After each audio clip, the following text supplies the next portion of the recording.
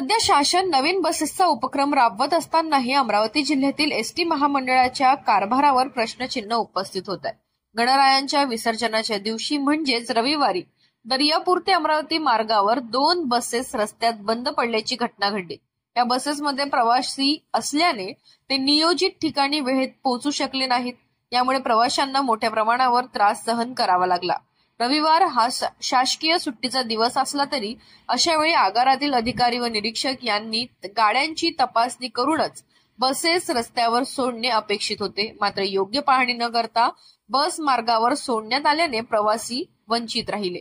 प्रवाशांमध्ये यामुळे संतापाचे वातावरण असून अमरावती जिल्ह्यातील एसटी महामंडळ कधी सुधारेल, प्रतिनिधींनीही लक्ष घालण्याची गरज असल्याचे मत प्रवाशांकडून व्यक्त करण्यात आले आहे।